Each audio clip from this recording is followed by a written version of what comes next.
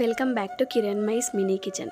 ఇవాళ మనం చూడబోయే రెసిపీ ఏంటంటే బోటి కూర. చాలామందికి చాలా ఫేవరెట్ అయిన ఈ కర్రీని సింపుల్గా ఈజీగా ఓవరాల్ కర్రీ మొత్తం 40 మినిట్స్లో అయిపోయేలాగా నేను ఈ వీడియోలో చూపిస్తాను. సో దానికోసం మనం ముందుగా కడాయి తీసుకొని 3 టేబుల్ స్పూన్స్ వరకు ఆయిల్ వేయండి. నీస్ కూరలో కొంచెం ఆయిల్ ఎక్కువ ఉంటేనే బాగుంటుంది కాబట్టి నేను 3 టేబుల్ స్పూన్స్ ఆయిల్ వేసుకున్నాను.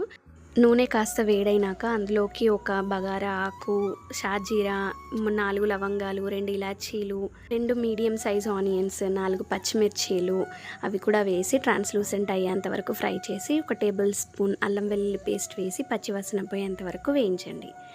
అందులోకి పసుపు ఒక 1/2 టీ స్పూన్ వేసి అది కూడా ఒక 2 మినిట్స్ ఫ్రై చేయండి.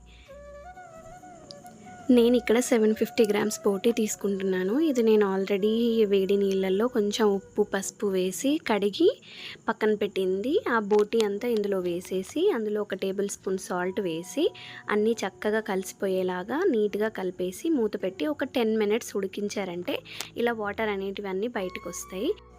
మనం కర్రీలోకి అడిషనల్గా వాటర్ యాడ్ చేయాల్సిన పని ఉండదు. ఇందులో వచ్చిన వాటర్తోనే మనకి ఆల్మోస్ట్ మన బోటి అనేది ఉడికిపోతుంది. కూర ఈ స్టేజ్లో ఉన్నప్పుడు అందులోకి 1.5 టేబుల్ స్పూన్ కారం, 1 టేబుల్ స్పూన్ ధనియాల పొడి వేయండి. కారం వేసినాక గ్యాస్ అనేది లో ఫ్లేమ్లో పెట్టి కుక్ చేయడం వల్ల అడుగు పట్టకుండా ఉంటుంది. ముక్కలకి కారం అంతా పట్టేలాగా కలుపుకొని మూత పెట్టి ఒక 5 నిమిషాలు మగ్గించండి. 2 పండిన టమాటా ముక్కలు కూడా వేసుకోవాలి.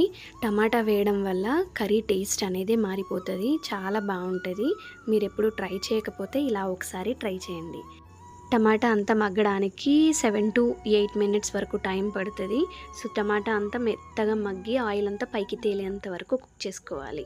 ఇలా ఆయిల్ అంతా పైకి తేలినాక అందులోకి 1/2 టీ స్పూన్ గరం మసాలా వేసి మళ్ళీ 2 మినిట్స్ ఫ్రై చేసి మూత పెట్టి ఆయిల్ అంతా పైకి తేలేంత వరకు మగ్గించండి. ఫైనల్గా సన్నగా తరుక్కున్న కొత్తిమీర కూడా వేసేసుకొని కర్రీని దించేసుకోవడమే. మీరు నా ఛానల్ని ఫస్ట్ టైం చూస్తున్నట్టయితే subscribe to my channel. Thank you for watching.